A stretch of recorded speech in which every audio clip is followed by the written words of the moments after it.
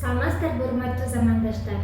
Эмнеге азыркы учурда адамдын жашоого көңүлү келбей, жашоого тойбой, духу түшүп, ички дүйнөсү кысылып, эмоцияга бат берилген абалга туш болуп атат. Караса баары эле бар. Үй жайы, ата-энеси, бала чакасы, машинасы, жумушу жана башка. Бирок эмнегедир бир нерсе жетпегендей сезим боло берет. Мен аламдык илим алган адам катары ушул нерселердин себептери боюнча оюмду айта кетейин. Адам көп жылдык эволюциялык жашоолорду басып өттү. Суу, таш, темир доорун, капитализм, социализм системасын, техника доорун. Ушул көп жылдык эволюциянын тажрыйбанын негизинде 21-кылымда адамдын гени сөөгү жетилип, бош жаткан кара куш мээси ишке түштү. Адамдын гени жетилгендиктен ааламдык күчтөр, асмандагы Кудай баштаган арбай, периште, инопланетяндар энергия түрүндө жерге түштү дагы эки дүйнө бирикти. Мындайча айтканда, аалам менен жер жашоосу бирикти. Ааламдык күчтөр көзгө көрүнбөгөнү менен алар жерде, тегерегибизде ар бир жашообузга күбө. Биздин жаман жакшы сөзүбүздү гана эмес, керек болсо оюбузду, ниет пейилибизди окуп турат. Ошон үчүн бирөөгө жамандык иш кылса 40 жылда эмес, ошол күнү эле адамдын өзүнө кайтат.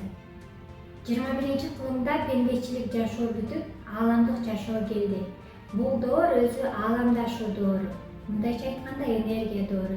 Эми адамзат эски пенде, аял эркек деген түшүнүктөн чыгып, психологиясын жаңы доордун талабына ылайык өзгөртүп, дагы бир этапка аң сезимин өстүрүп, ааламдык түшүнүккө, мындайча айтканда арбайдай, периштедей улуу түшүнүккө жетип, ошол сыпатка калыптанып, алардын кызматын аткаруусу керек. Ошондо гана адамдын жан дүйнөсү тынчып, духу көтөрүлүп, рахаттанып жашайт. Улуу түшүнүккө жеткен адам майдаланбайт, байлык бийликке кызыкпайт, көз карашка алдырбай калат.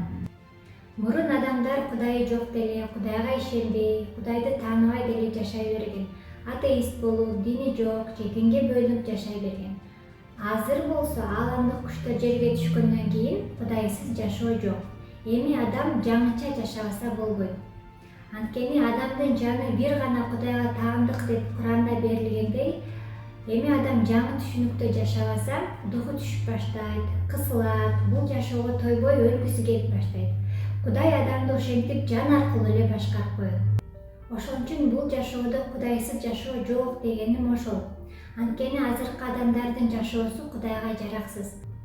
Ошон үчүн адам бай болоюн дебей, эң биринчи адамдык сыпаттан өйдөлөп, өсүп, арбайдай, периштедей түшүнүккө жетип, Кудайга жаккыдай улуу түшүнүктө жашаш керек. Улуу түшүнүккө, ааламдык түшүнүккө кантип өтөбүз дегенде, эң биринчи адам эки маанилүү нерсени эстеп калуусу керек. Биринчи, эски жашоо бүтүп, жаңы жашоо, ааламдык жашоо келди. Экинчи, ааламдык күчтөр жерге түшүп, эки дүйнө бирикти. Эмнеге биригүү болду дегенде, биринчи 21-кылымда адамдын гени сөөгү жетилди. Адамдын аң сезими дагы бир этапка өйдөлөөсү керек. Эми жерде адам ааламдык түшүнүк менен жашабаса жашай албайт. Ааламдык түшүнүккө өтүш үчүн ааламдык илим алыш керек.